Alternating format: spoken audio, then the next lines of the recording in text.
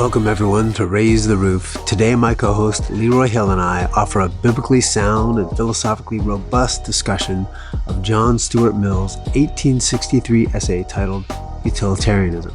We'll show how Mill's loveless atheism stands behind many of today's moral conflicts, shaped the Western worldview, and maybe even deformed the worldview of many Christians.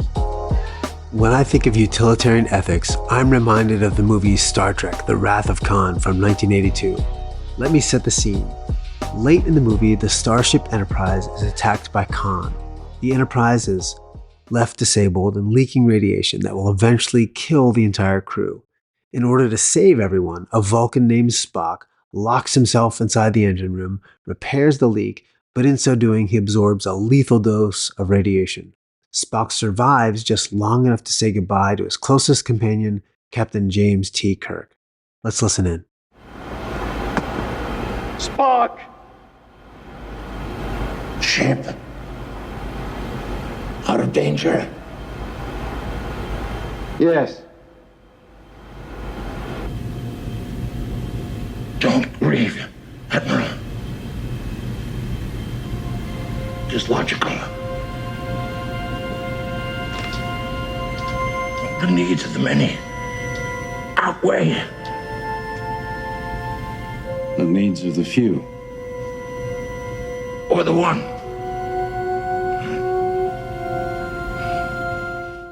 Spock's emotionless, calculating Vulcan ethic leads him to seek the greatest good. His sacrifice to save the crew embodies the soul of utilitarian ethics. But this idea, as we know it today, has precursors in Chinese Moist philosophy and Greek Epicurean philosophy, which both date back to the 4th century BC. Utilitarianism, broadly speaking then, posits that a morally good action will produce the maximum happiness not only for the individual, but also for the largest possible number of people. In the modern Western tradition, not all utilitarians were atheists. Figures like Richard Cumberland tried to modify the selfish egoism associated with Thomas Hobbes by connecting virtue to the will of God. Now, if you're interested, we discussed Hobbes in episode 15, The Leviathan of Christian Atheism. But Cumberland, though, contra Hobbes, argued that God's intention for humanity is to achieve happiness through a universal egoism, which tied personal happiness to the happiness of the masses. Other thinkers, such as Jeremy Bentham, were known for their hedonistic calculus. Bentham believed that nature has placed mankind under the guidance of two sovereign masters, pain and pleasure, and those two forces dictate moral virtue. Pleasure, as the sole intrinsic good, and pain, as the sole intrinsic bad, are added up in terms of intensity, duration, certainty, proximity, productivity, purity, and extent to produce the greatest good. John Stuart Mill rejected this hedonistic ethic by arguing that pleasures, such as academics and the arts, were superior to the lower pleasures of physical sensation. Mill also emphasized the role of internal guardrails like guilt and moral sentiment, which he felt could guide one's moral choices. We can see Mill's influence all around us, and Leroy and I will unpack that in the show. But first, let me offer this short biography based on Volume 40 of the Great Books of the Western World. John Stuart Mill was born in 1806 and led what I'd consider to be a tragic childhood of homeschooling gone wrong. Mill's father, James, groomed John to become an intellectual powerhouse with little concern for his emotional or spiritual needs. John's godless education began at age 3 with Greek and mathematics. By 8, he was reading the works of Xenophon and Herodotus and Plato in the original Greek. Before 12, he began his studies in Latin, poetry, Euclidean geometry, and algebra. In his spare time, John tutored his younger siblings. At 12, he introduced himself to the Latin scholastics and Aristotle, all, of course, in the original languages.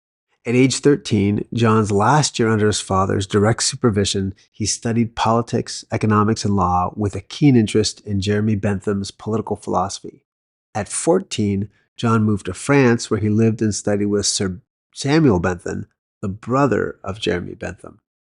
From the age of 17 on, John worked for the East India Company.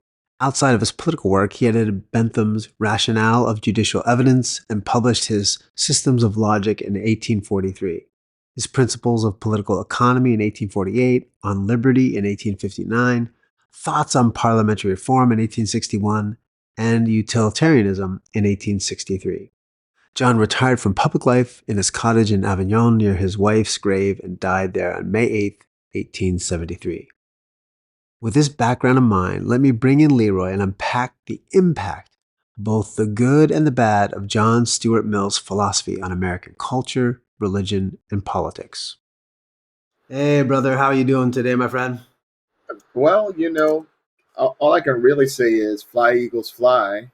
I just want to make sure let everybody know where we stand, in the world of sports today, that the city of Philadelphia has the best football team in the world. And if you're not a Philadelphia fan, I'm sorry for you.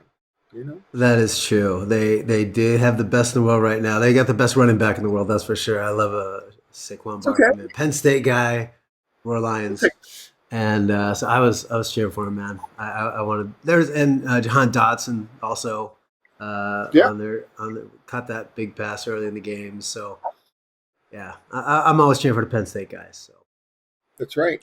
I cheer for him too. I'm from Pennsylvania. I mean, I know you're somewhere in or near or around Pennsylvania. I'm in the center part of the state, man. Middle of nowhere in the center part of the state. You were from the Philly side. That's right. West Philadelphia, born and raised. Playground is where he's. It's very. I mean, I don't even want to go down this road. We haven't run that bit in a while.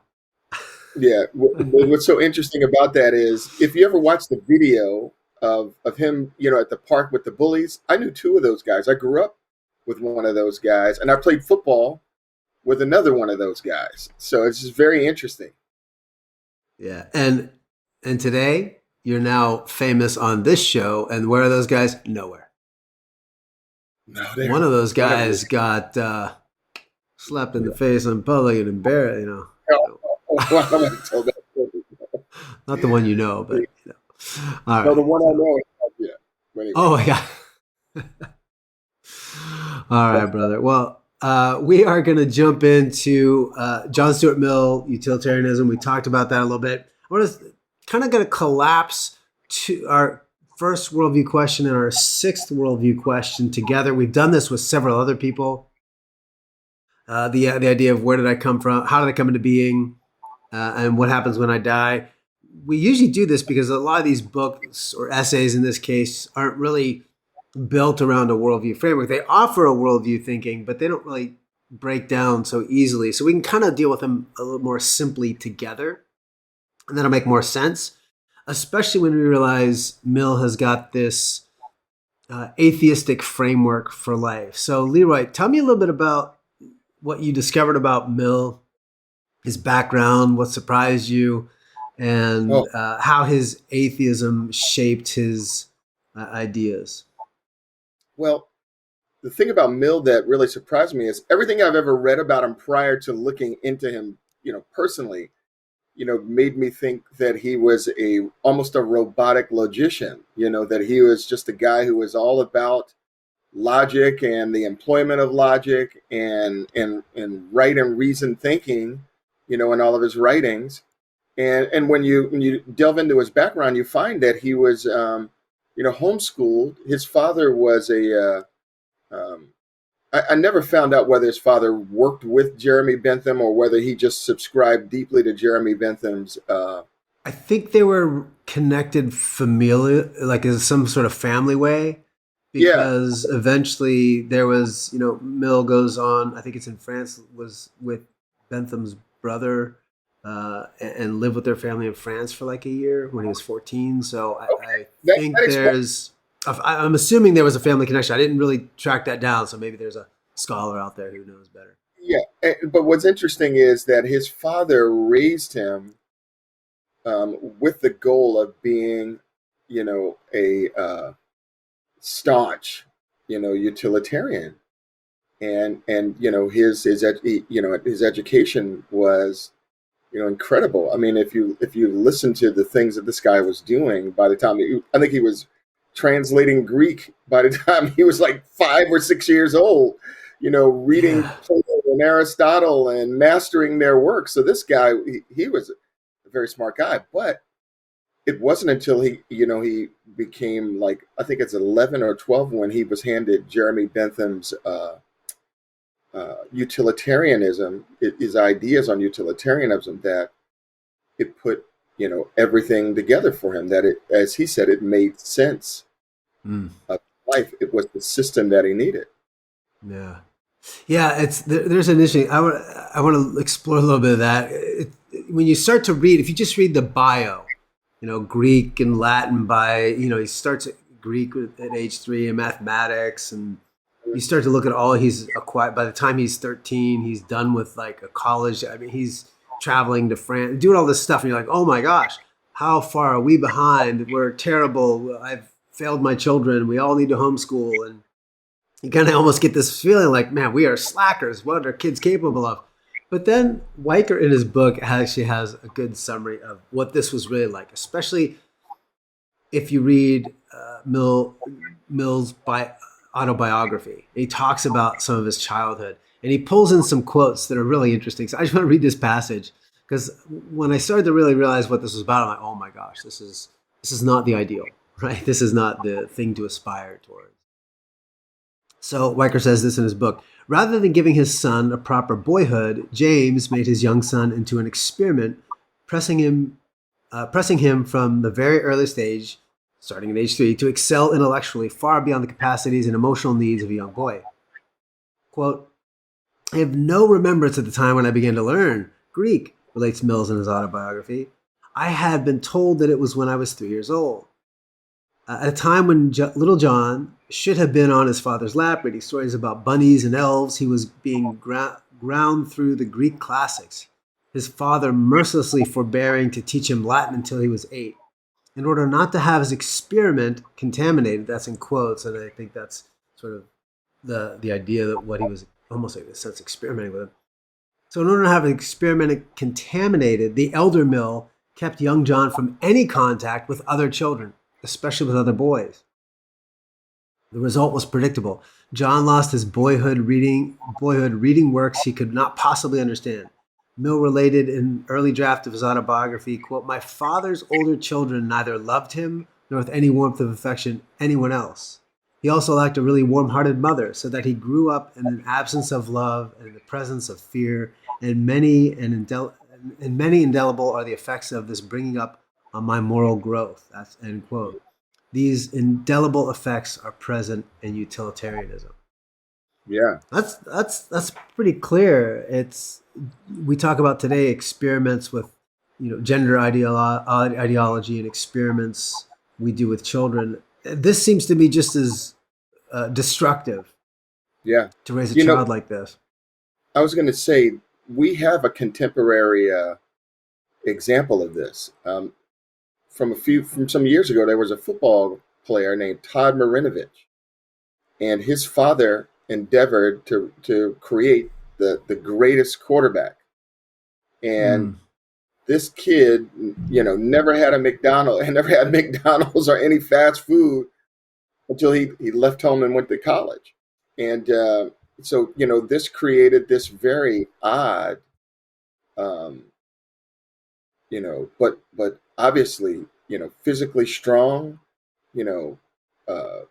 kid who actually broke California passing records as a quarterback, went off to USC, played well at USC, and then ultimately was a first-round draft pick, when he got to the NFL, to the Raiders. And you know what happened when he got to the Raiders? He lost. I mean, he made the playoffs. He was a great talent, but he lost his mind. Drugs. Life spiraled out of control because it wasn't enough to create a kid who could, play quarterback. Just like it's not enough to create a robotic logician. There are other aspects of life that need to be cared for and need to be tended to, and his life, as what I think we'll see, was the result of that poor upbringing. I mean, kids are not robots. I think that the term that Mill used, that his father treated him like he was his tabula rasa. He was his, he's going to write the script of his life. That's not how people really work. And it's no wonder why, his life was, so disjointed. Yeah, and there was a piece to this, and we haven't even defined utilitarianism to this point. We'll get there in just one second as well. So I want to jump to you to give us a quick definition, a thumbnail sketch before we move into the next set of questions. But one of the things that I sort of had like an opposite take of Weicker in his book. Not that I disagree with what he wrote in terms of the assessment of this sort of loveless atheism sparking this Mill's utilitarian, sort of loveless utilitarianism. But we're going to get to this concept of pleasure versus pain. And I think the stark contrast he draws between the moral good of pleasure, the moral evil of pain, really also is shaped by that experience. Right? He wasn't allowed any pleasures. And he felt he had this horrible childhood. And so he was going to seek pleasure. That must be the moral good that he was kept from all his life, because he experienced the pain of isolation and loneliness and all these other things. So I do think, in a sense, the way he gravitated towards utilitarianism was sparked by this loveless atheistic framework. There is no God, there is no purpose. It's just life is what you give it meaning to. And that's what I think a good transition, and really different from any of our other episodes. I'm going to just throw the other 4 worldview questions into one bucket because Mill's point is fairly straightforward. So we're going to look at, how can I know the purpose for my life? How can I fulfill my purpose? And how will my life be judged? I think the answer to all of those is his utilitarian framework. I don't think there's not much complex going on there. As deeply, as well-read as he was and trained in all this, his worldview, his philosophy that guided him is, I think, fairly straightforward in terms of at least being able to wrap our heads around the basic components of it. So maybe start off with, how would you define, I mean, obviously utilitarianism was around before Mill, but what was his brand? What was his thinking on this? How would you frame that? Well, he viewed it, whatever led to the happiness or the maximal happiness for the greatest amount of people. I think that's the simplest way to put it. I think that as rigorous as his understanding of utilitarianism was, he didn't live it out. And he lived it out not in the maximal is the greatest maximal pleasure for most people. He lived it out in the greatest maximal pleasure for himself. Which I mean, just to be honest, it was very interesting, because I was trying to work through, how consistent he was. So I'd listened to a couple of biographers. I listened to almost 2 hours of podcast, 2 different hours of podcast on his biography. And one of the guys was just detailed how it, he never really settled on, any real set of principles or ideas. Really, for him, it was living out the maximal pleasure for himself, even if that meant other people, suffered as a result. Yeah, I think it's hard. And this is one of the challenges with utilitarian concept itself, because there isn't really a clear standard of right and wrong. If it's the greatest amount of pleasure for the greatest amount of people is the greatest moral good, the greatest amount of suffering for the greatest amount of people is the moral evil. Well, who decides what counts as pleasure and who decides what counts as suffering? And does that mean it's okay for a minority group to suffer as long as it brings greater pleasure to a majority group? And so you get into this sort of calculus and you realize it's not a simple math equation. It comes down to who has the power to enforce those ideas. And so what made Mill different than, say, like Bentham, who had a more hedonistic sense of pleasure, pain. He was more the physical pleasures and pain. Yeah, Mill tried to elevate that towards more intellectual goods. Of course, that makes sense with his childhood. Sure. The greater good is the people that know more, right? It's what we see in a lot of academics today, right? The people that are more valuable to the society are the intellectuals. Why? Right. Because they're intellectuals. So therefore, I must be the better equipped.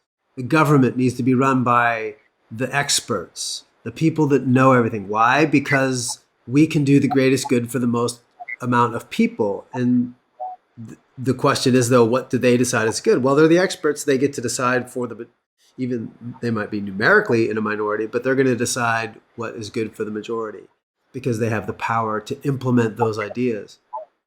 So we see that sort of thing in terms of what sets out our purpose.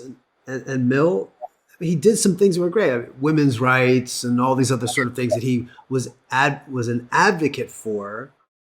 Well, that all seems good, but you don't need his utilitarianism to advocate for those things. In the end, it really has no logical connection. It's just what he felt made him feel good about life, but it doesn't necessarily have an objective standard by which you're actually running a calculus of greater moral good. Does that make sense? With what you looked into? I think you're hitting at the problem here. The problem is that his definition of good is going to be 7.5 billion people specific. Whatever 7.5 billion individuals think is good. Mm-hmm. Right? I mean, that's got to be the standard. And here's the interesting thing. This makes sense to Mill simply because, in terms of it being the maximal goodness of people, it makes sense to him because Mill really wants to live the way that he wants to live. He grew up in the Victorian age, didn't like the Victorian dogma that he felt that he was forced to live under. And wanted a life that led, to happiness for himself.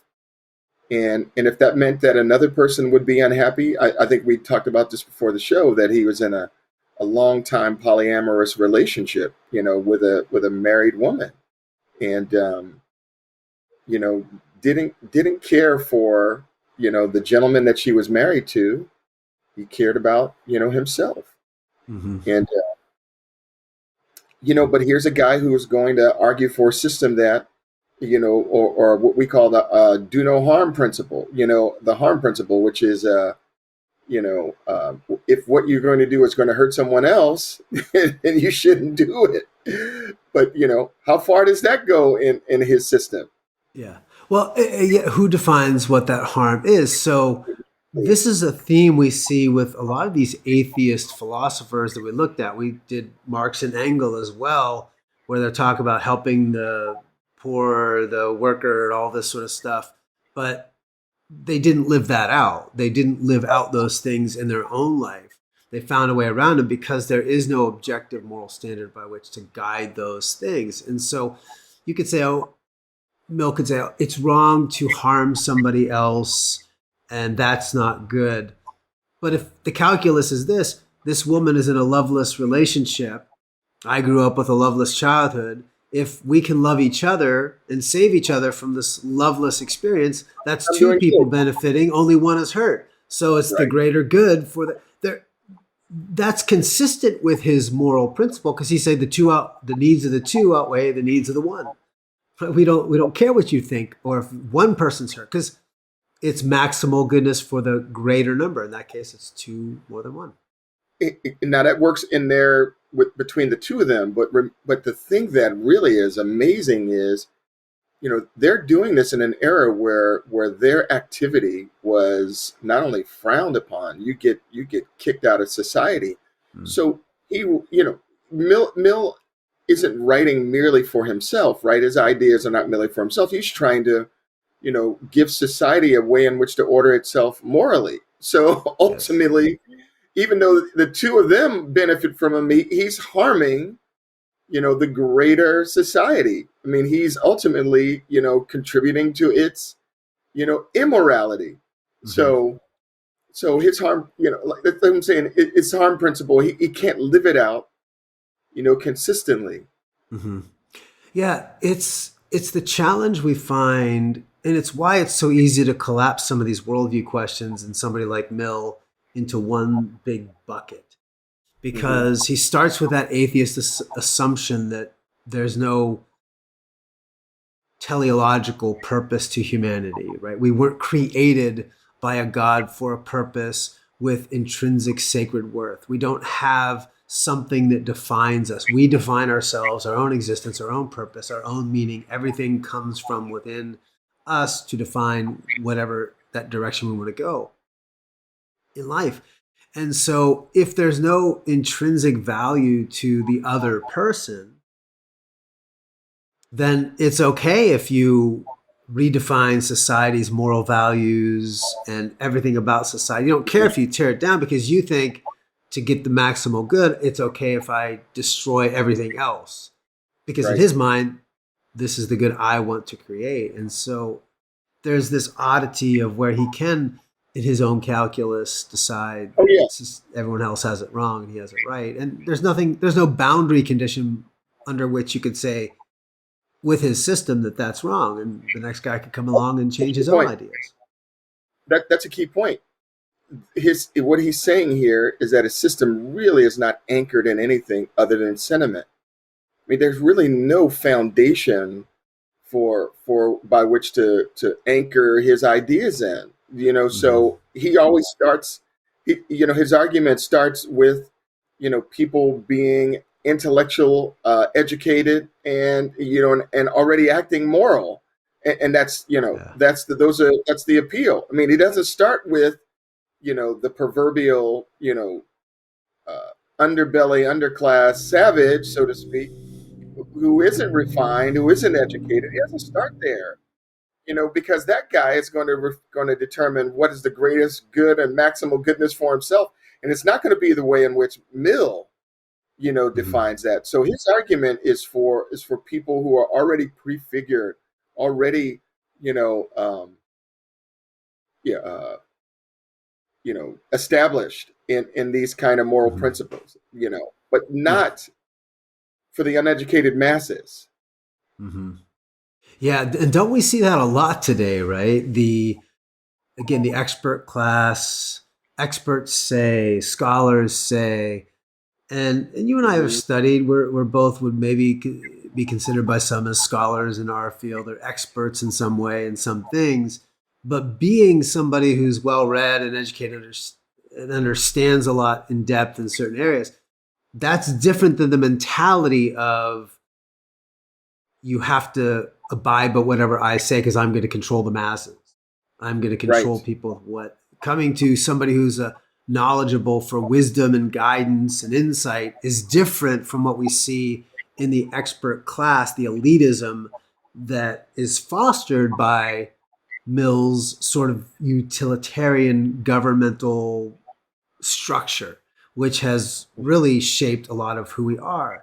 So we can't say, we see this in some of the lawsuits, for example, with the Trump administration currently. So he says we're not going to do gender surgeries anymore, right? We're not going to do that. So they shut down, they take down the pages, and one of those lawsuits come in and say there's a judge that says, oh, well, hey, you can't shut that down because these pages are needed by the doctors to guide their decision making. Their expertise depends on these things. So therefore, you can't stop giving this guidance because we say it's necessary for everybody. But that's sort of, again, their appeal, their whole foundation for that appeal is we need the expert class and the experts have to tell us what's right. And you're not an expert, you're just the president. You can't tell us something different than what we say the experts tell us.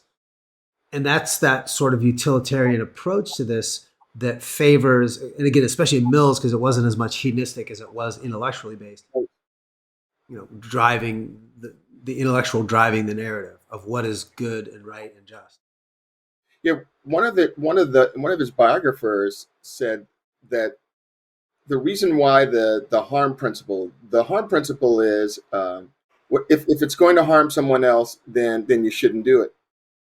He said that it was so axiomatic for people. People in the very beginning had a problem with it, but when it came to writing policy and when it came to really applying that harm principle, it just seems so normal for people to fit into that kind of into that that axiom, that it seems that that axiom became the very root of public policy.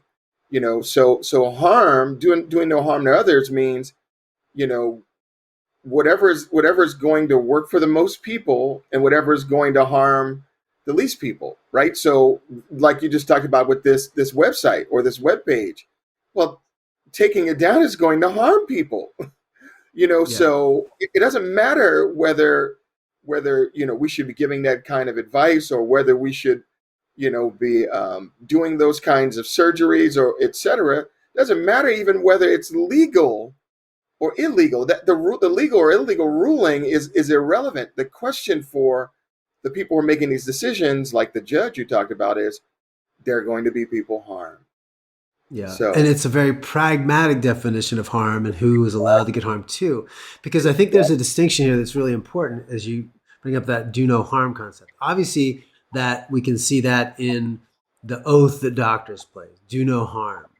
Well, what's interesting though is that when Roe v. Wade gets decided, if anybody's listening and hasn't read that Supreme Court decision, what's interesting, the argument that was made to enshrine abortion as a right, the argument was that the principle of do no harm, that oath that doctors take, actually goes back to a small subset of Greek philosophers who were reinforced by this Christian worldview thinking. And their idea is that you can't use that do no harm principle in public policy because that's enshrining Christian values, and that's a separation of church and state. So they wanted to get rid of that idea as a Christian only idea. So it's ironic that in the medical field, what you have is not so much a do no harm mentality. It's let the experts decide what does the greatest good for the greatest people. So they started with the do no harm, but I think they were borrowing from a Christian, like Mill would be borrowing from a Christian value system. And most people say, okay, well, that makes sense. We are sort of in this culture that accepts this. But ultimately, I don't think he means the same thing it doesn't. as that principle was enshrined at least cultural memory of that principle. I think he ends up changing the do no harm to do the least harm and do the greatest good. But even if he tried to use that phrase, so I don't think that phrase actually means, it does not mean what you think it means. It's kind of a Princess Bride moment there. But this is the whole point. I mean, again, if you look at the life that he led, and you look at the decisions that he made, particularly, and I mean, I'm just really blown away by the life choices that he made. He had this awkward childhood, right? Very awkward childhood, and he himself would say that he had no ability to do anything other than to think. He couldn't really fix anything or do anything or utilize his limbs in a way that in any kind of athletic way would be normal for a boy. which would be normal for a boy. I mean, and now imagine that person growing up with the only valuable thing is his brain, loveless, awkward, treated as being awkward, and then what happens? He finds a woman that he falls in love with, who's married to another man, and they carry on a secret affair in a Victorian era, and he hated the Victorian dogma. His whole life was rebellion, against it. Although he couldn't really shun it, because to shun it would be to cut himself off from any kind of success in the world. But he hated it with a passion. So what does he do? Yeah, I mean, he redefines these things, these so-called moral values. He redefines them to be really immoral values, and he influences someone put it that he and the woman Harriet were the first liberal power couple, and they were the first liberal power couple, and they write the liberalism Bible on liberty, Mm. which Yeah.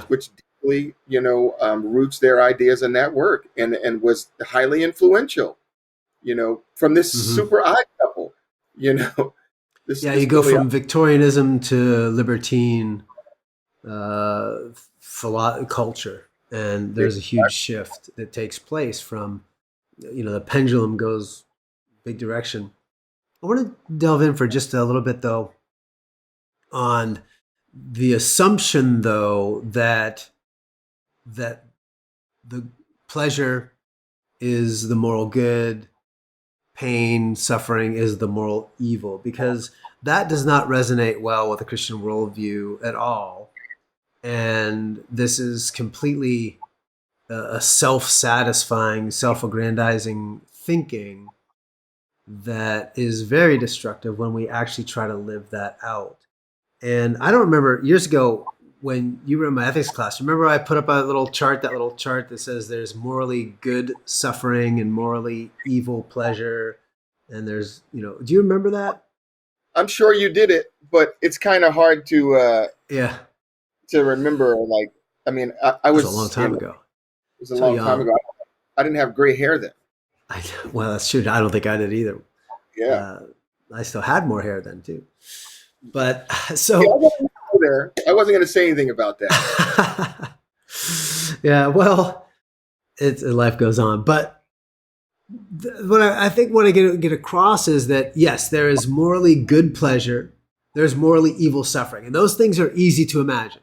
Morally good Mhm. pleasure for the Christian would be sex inside of marriage, right? Sex is made to be pleasurable, enjoyable, and inside of the marriage framework, that's a morally good pleasure. Morally evil suffering would be somebody who sexually assaults somebody else. Mhm. And we can see that same act of sex could be destructive and harmful and be used in an abusive sense. Somebody who enjoys maybe inflicting pain on other people. That may give them pleasure. This gets to that idea of morally evil pleasure, right? So if somebody says, hey, I get satisfaction of harming other people, that pleasure is not good. And you can say, Right. well, who's the majority? Who's the minority? But what if you have a whole group of people that love inflicting pleasure on a few people? That doesn't make it morally right. So you can't even get away with the utilitarian mathematics of that, because you have to acknowledge that there is such a thing as pleasure that is evil. And as soon as you do Right. that, you give up the entire utilitarian game. But The there's game also is morally good suffering, right? So uh, we'll stick with the sort of human sexuality piece there. And you can say, look, in childbirth, the woman goes through lots of pain. But the good of that is that you bring a life into this world. Mhm. And my wife has had 3 kids, and she's brought them in. And I've not gone through that process. I just, from the looks of it, it's painful. But all I'm saying is, when she holds each of our 3 sons in her arms, that pain is transformed into something else. Right. It's not I was. forgotten. It's Mm-mm. not, it doesn't deny that the pain was there, but it becomes something more beautiful through the life that is brought into existence. And so the Christian worldview is far more robust in our understanding of what is pleasure and what is pain.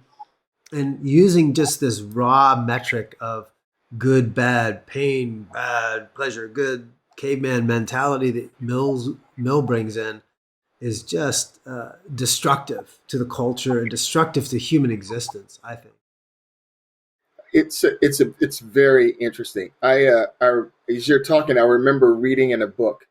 In 1978, there was a plane crash in Washington, and the plane had to do a water landing in Washington, Mm. and the people were forced to get off the plane, and there was a couple, uh, older couple, who got off the plane who were taking care of their daughter in a wheelchair, and the two held the daughter up.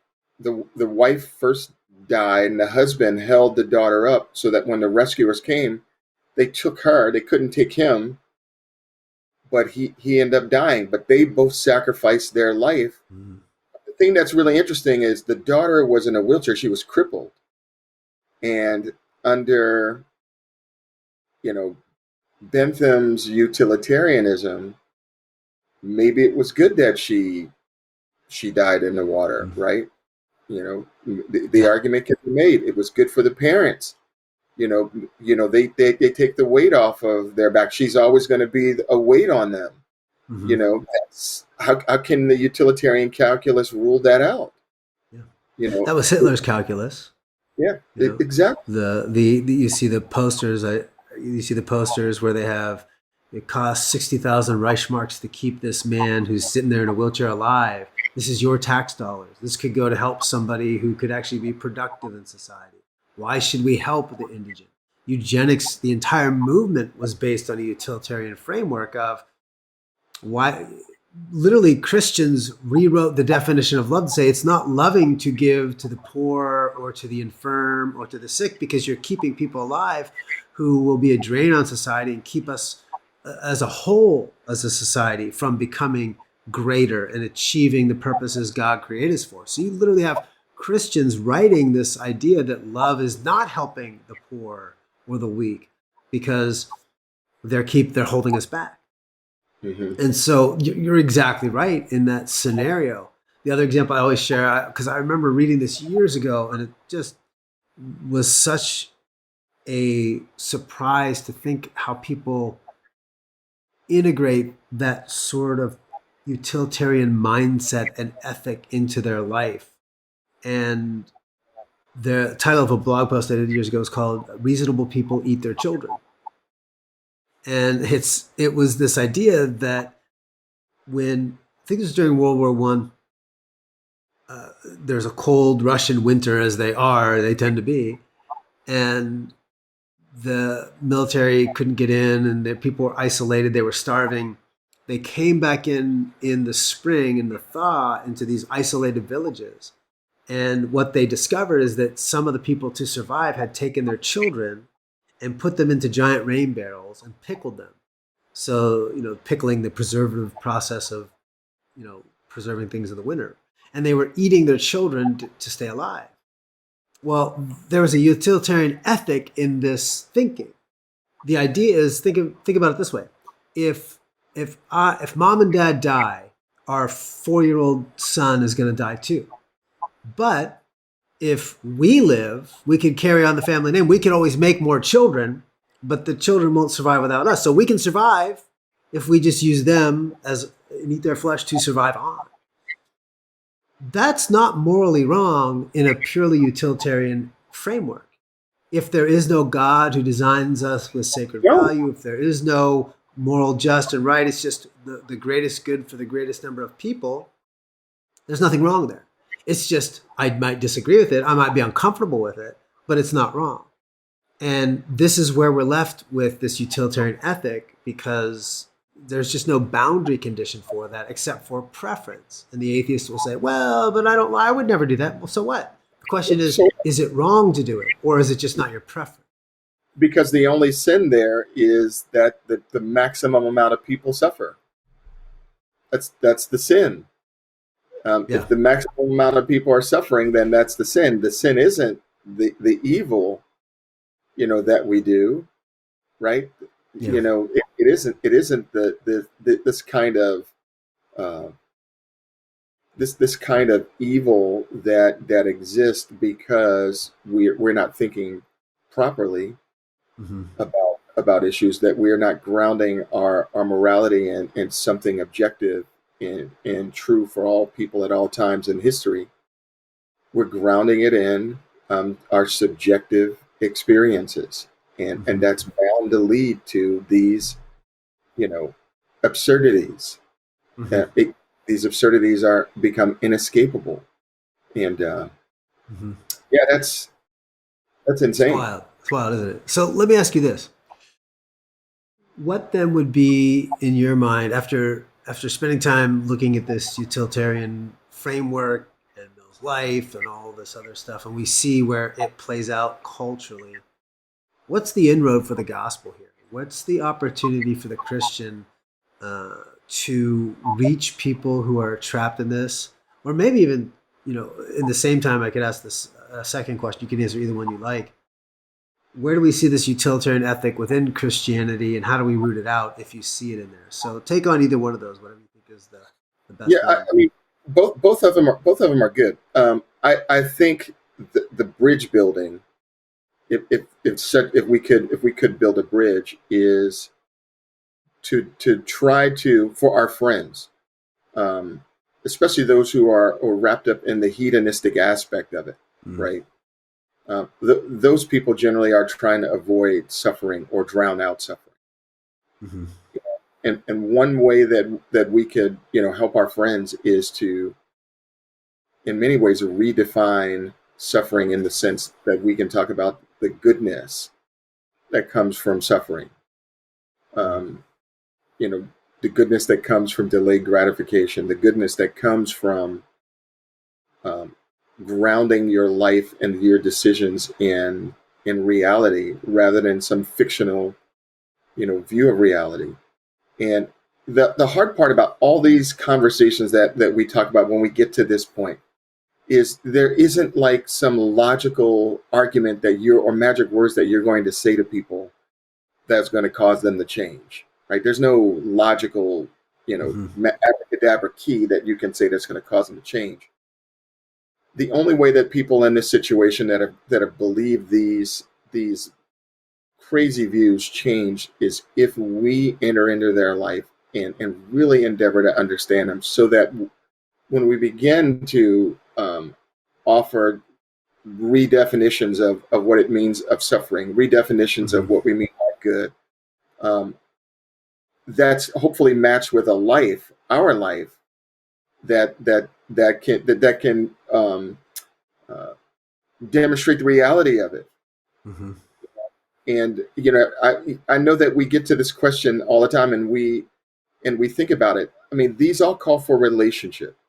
These all call for helping our friends ground their lives in reality, to talk about how people really, really are. That life is way more, complex than making sure that people avoid, suffering.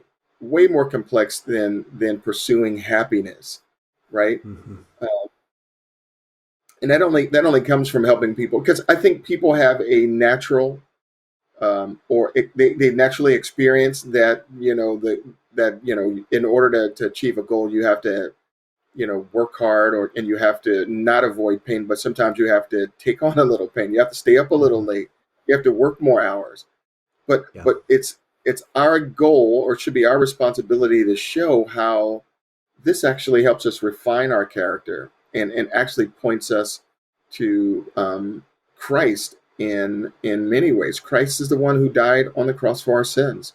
Christ is the one who suffered, who bore our stripes, who bore our ills, and it is he is a ready exemplar of these characters that we all want to grow in our life. And then we can also talk about our own suffering, and our own willingness Mm-hmm. to delay all these things in order to achieve, um, you know, Yeah. a life worth living. I just don't think that, I think John Stuart Mill's life is sad. He made an impact, but he lived a very sad and stilted, and I want to say degenerate life. Mm. You know, so Yeah.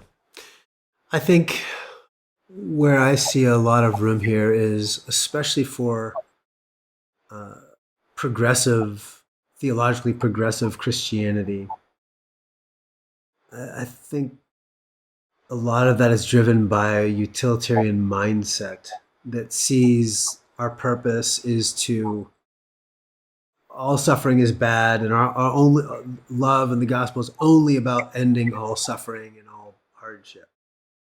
And I get the heartstring of that, but I think their calculus is often too superficial hmm because we assume again that all suffering is has no value. All suffering is evil. All pleasure is good. So our job is to only give the maximum amount of pleasure to the maximum amount of people, and then we've done some moral good. But pain is a part of how God designed us. Pain is not evil. Pain is not a part of the fall. Pain existed before that. And simple way of thinking about this: if Adam and Eve are hanging out in the garden, and they're in this beautiful, idyllic place, and there's no evil, there's no suffering, and they're living in this great world, and they're like, hey, what would make life enjoyable? Let's make some s'mores by the fire, right? That's what could be more idyllic in a garden than that. So you get out your s'mores and you start roasting your marshmallows, and Eve's marshmallow falls into the fire. He says, Adam, my marshmallow. And Adam, because he's this big, strong man, he's like, I'll get that for you, babe. As he puts his hand near the fire, he's going to start to feel the heat, right? He's going to start to feel that there's something wrong here. This hurts. And it's a warning system. Don't stick your hand in the fire. Because even before the fall, if Adam sticks his hand in the fire, it comes out burned, right? Because the pain that he would go through prior to that is God's warning system. Hey, don't do that. You're still human. We have limitations. We are not infinite. We are not all the omnipowerful as God was. We are not eternal in the way that God was. We are created to not die, but we are not infinite, uncreated beings. We had limitations. We are still humans. And so pain was always the reminder that, hey, I've created you for a purpose. Live within that purpose. It's only after the fall, when we try to live outside that purpose, that pain becomes so destructive to us. But we see the redemption of Christ in that. He said, if you follow me, take up your cross, right? How should he who suffered on our behalf, should we expect anything different from us but to suffer for the sake of Christ? And so suffering is something we're called to do, but there's a redemptive value to that. There's a purpose to that in two ways. One is, well, ultimately for discipleship. I mean, to make, like you said, to make disciples. But we see it manifest in two ways. One, to just be a role model. That's the point you said. This is the anniversary 10 years ago of the 21. There's a movie about this out there. This 21 Coptic Christians. Well, 20 were Coptic Christians. Another Christian got rolled up into this. Islamic extremists captured these Coptic Christians, and then they walked them out into a beach, and then they videoed them cutting the heads off these 21 Christians who refused to deny Christ. All they had to do is say, we deny Christ, and they would have let them go. That was their only goal, deny Christ. But they said, no, we cannot do that. And you can find there's a 13-minute video documentary that was made, just released this last week on that, called the21film.com.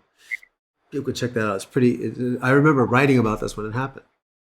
But why were they willing to let themselves be killed for this? Well, because they believed that some greater good would come for their willingness to suffer. They could model something about obedience to God, and their immediate suffering was outweighed by the greater good, both in this world, but in the life to come, that would come because of that, through that process.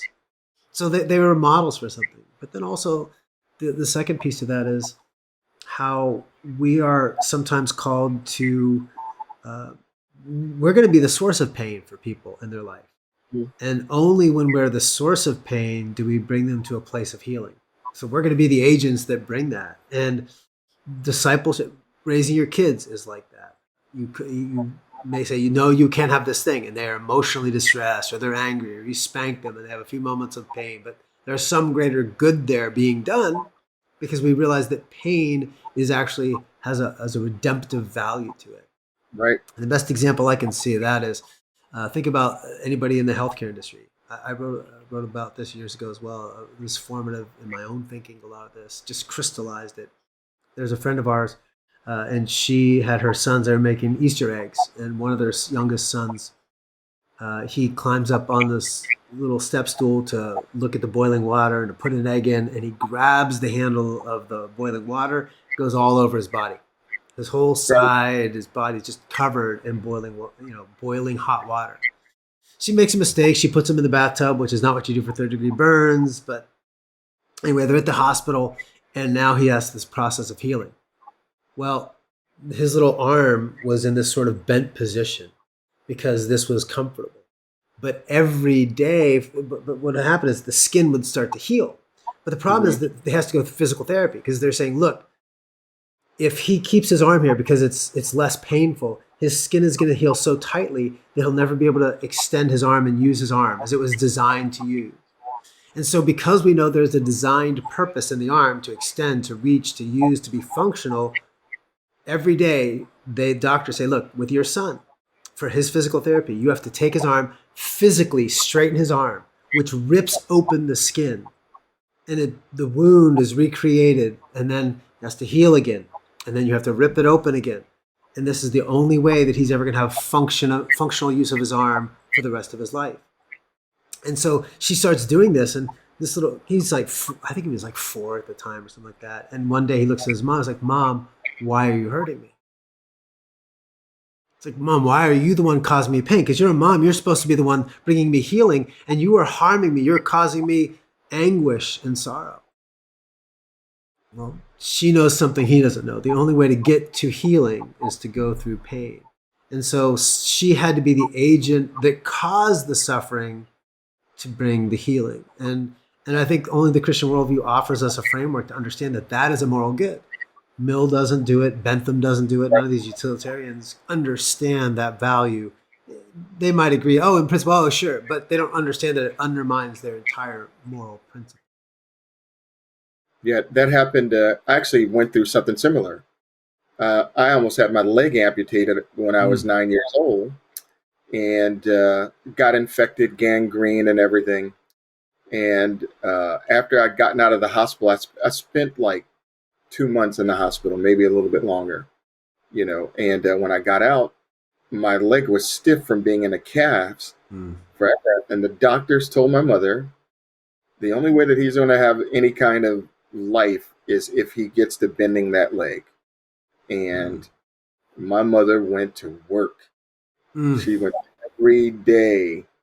And I remember just crying and just hating it, because imagine having an orange in your hand and squeezing the orange until all the juice came out. That's what it felt like every day. Super painful. And I just dreaded it, because I knew at some point she was going to come in and do this. And, without her having done that for a month and a half, I would never have been able to run or walk properly. And it wasn't enjoyable. It was incredibly painful. And for her, I'm sure it was painful too. I'm sure, at the time I didn't think so. At the time I thought that she was enjoying doing this. Maybe she enjoyed it a little bit though too. You never know, because I was a little kid. I could have. My mother did what was necessary. So I totally, I totally lived that. It's so, but look, I mean, what does that demonstrate to us? That there's value in pain. And, I think it can't be lost that Mill's cultural milieu and his desire for love, to be with that woman, and the dogma, if you will, of the Victorian era, in high society, and the desire to escape it, really cemented his view that this was, the right way, to live. And I just think that we don't, although I think as smart as he was, he had to see the flaws in his ideas, but in his own personal life, his own desires, his own personal pursuits, dulled, his objective reasoning here. He could only take it too far. He could only take it so far in justifying his own life and his own pursuits. So I think if close study of his life shows the failure of utilitarianism, but his experience in that culture is the driving influence of his utilitarian pursuits. Just he's a very, very different than what I thought that it would be reading about him and studying him. Very, very different. Yeah. Yeah. Sorry, people, if they're watching, they're seeing me smile. What you're saying is I'm reading some of the comments on YouTube that I won't bother to show, but So I have no idea. Somebody I think is off his meds. So I it's nothing to do with this show at all. So yeah, I agree. You are delusional, sir. So I don't know what that is about.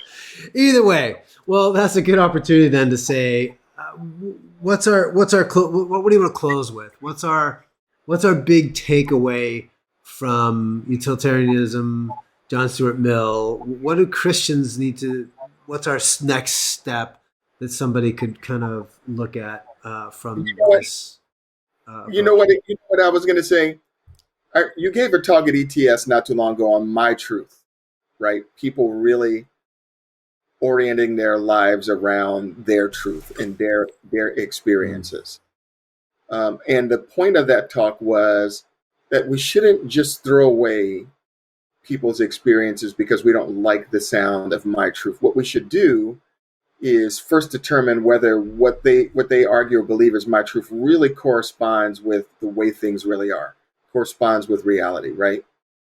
The big takeaway for us is to have an honest look at the way the world really works, right? And our own personal experiences, and be willing to challenge those personal experiences, and think about them, and examine them to see if they really are, accurate. And to the extent that they are, to the extent that they correspond with reality, we should pursue them, right? Not apart from our Christian worldview, but totally in line with our Christian worldview. We shouldn't be so quick to dismiss the right way, a good way of living in the world. I mean this because I think we all have a fundamentalist, bent where we want to stay so close to the law that you don't live. I'm just trying to say this. You stay close to the law that you don't live, but at the same time, we don't want to live in a foolish way. And I'm just thinking of Mill, who grew up so ridiculously and desired love and pursued it in a way that was illicit. And what he should have done is rejected the woman who was married to that man and pursued love in a way. I mean, his desire for love was legitimate. I mean, the whole thing has got me, kind of torn because I can just see the suffering of this guy, and how that led to just foolishness. And I guess to put a bow on it, we really have to listen to people. We really have to care about where people are, and we really have to help people really ground their lives, not merely in my truth, but really in the way the world really works. And I think that the best way to do that is, in a really gospel-centered way, because it'll keep us from errors and just foolishness. I mean, I'm just yeah. That's a good thought. I will throw in this thought. Everybody needs, for Christians, when you think, especially maybe younger Christians who are going to look to be moms and dads someday, for Christians who have never been discipled but want to go and make disciples, everybody needs, whether it's a biological mom or dad or a spiritual mom and dad, somebody willing to cause them pain. Because yes. a loving disciple maker, a loving mom and dad is going to cause them pain. So I'm going to throw up a comment here. You can see this is, you can see the little, it's hidden at the top there. This is my mom. That's my mom. I was going to say, that is your mom. Yeah. She says, very informative and challenging subject. No one enjoys pain, but sometimes a necessary thing to accomplish the good. So thanks, Mom, for listening. And you talked about your mom and stories. It made me too. I wasn't going to say it, but since she commented, I'll say, my mom was a good mom who loved me because she made me suffer. And I remember when I was a kid, man, it's just like you get a scrape or a bruise. My mom was an RN. She's a nurse, right? So, man, she could scrub out a wound like there was no tomorrow. Get all the dirt out, right? She was merciless when she did that. Oh, my gosh. Like, she would just get in there. And I do think maybe there was some payback in there for like, oh yeah, you're gonna, I don't know. That may not be true, Mom. Sorry, but but as a nurse, she knew like, hey, that's the only way to healing, right? And like I was saying before, but I'm thankful that I had a mom who was willing to endure my pain and to be the source of the, causing that pain because she knew it was going to make me a stronger, better human being, a man, a follower of Jesus. And the same can be said for dads and moms, and they get it both in a spiritual sense and an actual biological sense. If you have we don't need mentors and life coaches that will just affirm everything we think. We need people that will be willing to tear us down. Right. And I think of athletic trainers, man. If they said, hey, well, does that hurt a little bit? Stop working out. No, you'd never get bigger, stronger, faster. Nothing would happen in life if you didn't do that. And I think we have way too many Christians, both, as parents and as spiritual leaders and pastors, who are so pain averse that are not willing to really do what it means to go and make disciples. And I think we've built an entire generation of soft-headed, soft-hearted, bodied Christians who are incapable of fulfilling the purpose of the gospel because we don't understand that to follow Christ means that we're going to be sometimes the people who are bringing a little bit of pain and sorrow and grief because we see that in doing so, we lead people to the greater good of faithfulness, of holiness, of obedience to Christ. So that's kind of my challenge on there. Yeah. Good. Let's do one more thing. This is, as you're talking, this is a clarion call for fathers, spiritual fathers and real fathers. Because one thing about dads just want to make sure that you're not injured. They don't really care that whether you're hurt or not, right? In other words, you can be hurt. You just make sure you're not injured. And this is a big reason why dads are necessary, because and this is sometimes moms want to protect us. Great that your mom scrubbed that wound out. I can remember that happening a number of times. She said it's not true, by the way. I think she means it's not true that she enjoyed causing me pain, but I don't know, Mom. I don't know. It seemed like it. No. But isn't that a call for dads too, man? Who will you fall off the bike and you want to go and run to mom? Nah, son, get back on that bike. No, you need to, because life is going to be some suffering. Life is going to have some suffering. And if we're really going to be friends to people, and I guess this crystallizes the point I was going to say earlier, we're going to help our friends ground their lives in reality, that suffering is a part of it. And it's often necessary. And if you ever want to get anywhere in life, it's going to cost you something. And you can't go through your life avoiding pain and trying to be holly go lightly, That's a reference that the ladies who are watching will know. She just wanted to avoid pain and suffering. And when pain and suffering came to her, she didn't have an answer for it. So. All right, brother. That's a good word to close on. So thanks, brother Leroy. I appreciate your time, my friend. God bless, and we will see you soon. There is so much more that we could say about the utilitarian ethic and how it's being lived out in our own culture. But for now, I want to encourage my brothers and sisters to go out and till the soil of culture so that you can raise the roof on loveless atheism and expose your friends and family to the beauty of the Christian story. I hope you'll come back and join me for the next episode. In the meantime, don't forget to follow and rate the show on your favorite podcasting service. And if you want to participate with me in a subscribers-only question and answer, you can sign up through my website, morethancake.org.